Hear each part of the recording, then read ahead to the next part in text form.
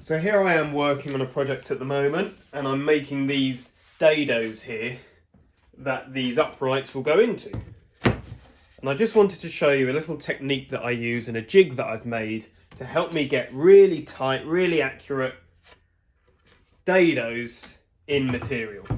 So this, as you can see, this isn't specific, but it's a random thickness because it's 2 bits of MDF veneered each side, glued together with then edge banding on. And so the actual width of this is a random 20 point blah blah blah millimeters. I don't know what that is. I don't care what that is. What I want is a nice dado in here at a specified point that is nice and square to the edge of this board. So the way I go about doing that is I'll mark with a pencil where I want the dado to start. So if I can find a pencil, that is. I will, let's say I wanted one here. I would just put a little mark, use a square, just get a bit of a start there. Then I would take these jigs that I've made.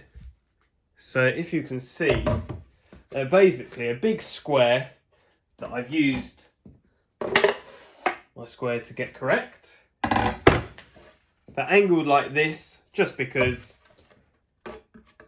they're out of one larger piece of MDF to maximise the fence I can have here. These notches are so that you can clamp them together in and out if you need to. But let's say we don't need to do that. So what you do, let's say this is my waist side. I'll put my first square up against there, bring it up to the line, make sure it's square, and clamp it down. Let's clamp it down, just use, I use these clamps. They work very well for that. So let's just make sure that's nice and tight. At the same time, I'm clamping it onto the workbench, making sure it's pushed up nice and square. Fantastic. Now, if we've got this made correctly, then we don't need to check this, but as you can see, it's nice and square.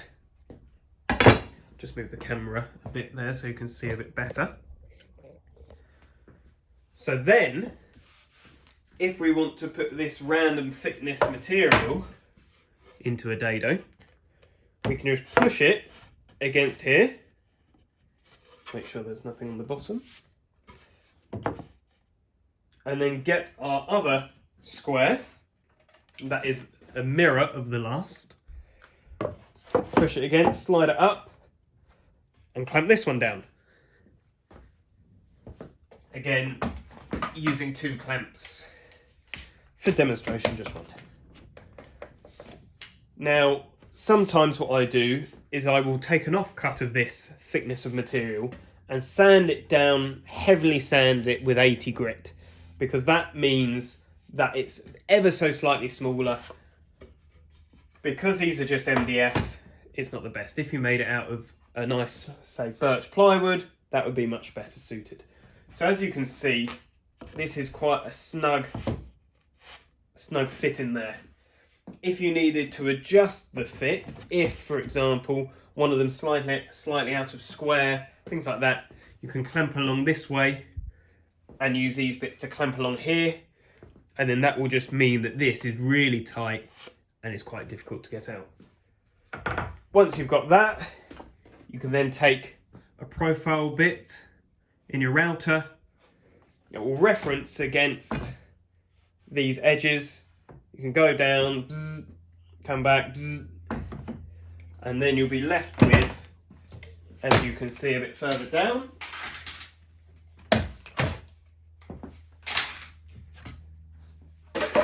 you'll be left with a lovely groove that has a nice clean bottom to it. Has a nice clean bottom to it, and the material fits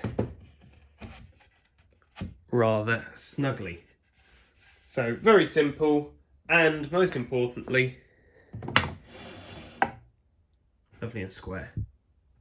So I hope that's helpful. And once again, I'll show you the jig that I make.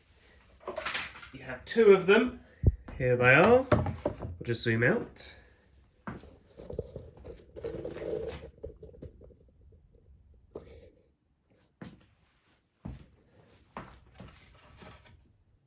These mirrored components that are effectively just massive squares that have, I put this line on here so I know how much material is needed without clamps for the router to rest on. Both square, and you can just use a bearing guided profile bit in your router, and then that will run against the edge of your big squares. Very easy to make, took me 10 minutes if that, and the results are fantastic and easy to achieve. There you go. So if you'd like to find out any more, you can message me through Apits Furniture. That's apitsfurniture.com or at Apits Furniture on Instagram. And I will also be selling these jigs.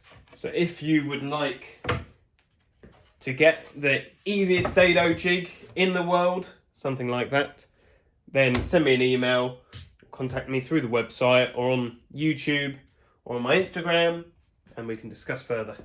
Thanks.